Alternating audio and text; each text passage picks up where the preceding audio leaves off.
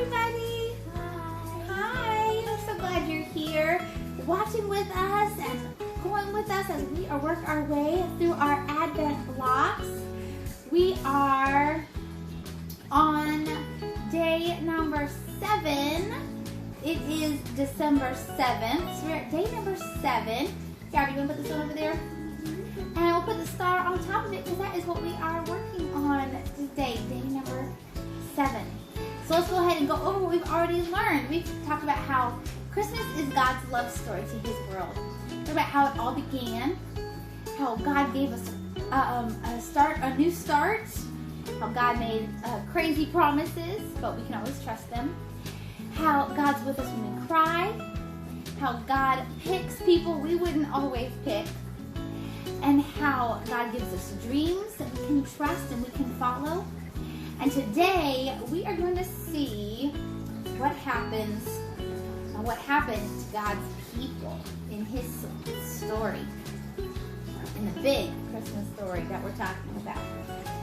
So, Abraham had a son named Isaac, and Isaac had a son named Jacob, and Jacob had a son named Joseph. And Joseph saved God's people from famine by bringing them to Egypt.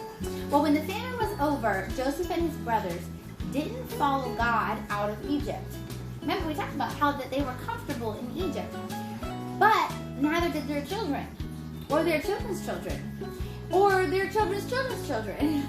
And even though God's family was now bigger than ever, they were about to be in trouble because a new king began to rule over Egypt. There was a new Pharaoh, and he was very mean to God's people. He made them slaves. All day long, God's people had to work and work. They didn't get snack breaks or playtime or anything. Well, God's people felt alone and crushed.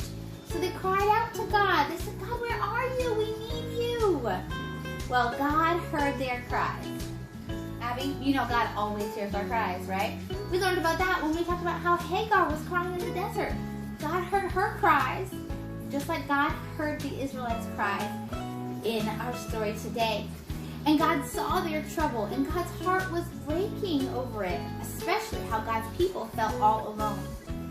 He would find a way to be with them again. So God picked a man named Moses to rescue God's people. Moses knew all about their slavery.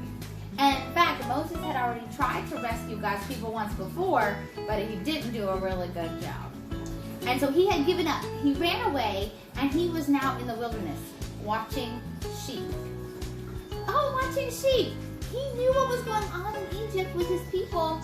He was just watching sheep. He had run away from it all. He was in the wilderness trying to run away from who he really was. But God knew where he was, and God still picked him. One day, Moses was walking after his sheep, and he walked by a bush. But not any old bush, mind you, but a bush that was on fire. The bush was on fire, but the bush didn't burn up like normally you would see a fire. Abby, go ahead and turn around our block number 7 right there. Look at that. It is a bush on fire, and the fire just kept burning and burning and burning and burning. Well, when Moses got closer to check it out, I just want to go check it out. Like, what's going on? God started talking to him. God was talking to him through the burning bush. He said, Moses. Oh my goodness, Moses freaked out. Like, a bush is talking to me. And then he realized it was God. And God told Moses, he said, Moses, I know my people are suffering and they're alone. And God said, Moses, I hear their cries. I see their chains. Their slavery is going to end now. Well, Moses thought that was good news, but he wasn't sure what he had to do with it. But then God said, Moses, you're the one that has to go tell Pharaoh, let my people go. What do you think Moses thought about that? Crazy. Yeah, it's like a crazy idea. Yeah. Well, that's it. Moses was scared. He was. Pharaoh could hurt him, even kill him. But God knew Moses was scared. So he gave him an important promise. He said, Moses, I will be with you the whole time. So Moses told Pharaoh everything God said. Moses said, God said, let my people go. But Pharaoh, what do you think Pharaoh said? No. No, exactly. Pharaoh wasn't going to just let them go that easy. Pharaoh didn't want to let God's people go at first. But then God started sending Pharaoh horrible plagues. What are plagues? Plagues are really bad things that are happening. In this case, they're things that God sent to get Pharaoh's attention. Like God turned the Nile River into blood. The entire river. Ew. But do you think that made Pharaoh listen? No, it didn't. So then God sent more plagues. He made frogs cover the whole land. Ew. And after that, he sent gnats to cover all the frogs. And after that, there was sickness and horrible boils and huge hailstones. All of these were the plagues that God sent. The really bad things that were happening to try to get his attention. God knew what was happening. God was the one saying, hey, let my people go. But Pharaoh said, no. So, Pharaoh didn't listen to God, which means God had to get really, really serious. God used Moses to warn Pharaoh about the very last plague. He said, Pharaoh, let God's people go, for the firstborn in every family will die. Yeah, it was very serious. God also used Moses to warn God's people. Moses said, listen closely. God said every family of God's people needs to take a lamb, kill it, and put its blood on your doorpost.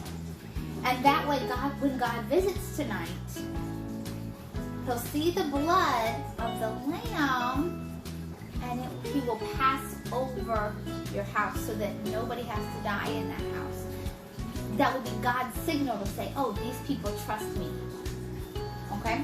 So, sure enough, that night, a lot of people died, including Pharaoh's own son. Finally, the people of God were able to see. God had passed by their homes. That's why we call it Passover.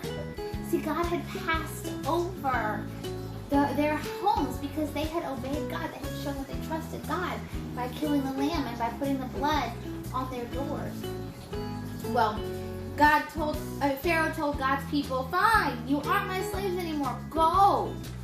He realized finally that God was bigger and more powerful, and God was the one that needed to be obeyed. God's people were free at last. For years to come, even when it was hard, even when they wandered in the wilderness, even when they weren't sure what was going to happen next, they remembered how God had saved them from slavery in Egypt. And they celebrated the holiday Passover every year to remember this is what God did for us. But as the years went on and on, people stopped remembering. They had plenty of reasons to remember, but they started thinking about other things instead.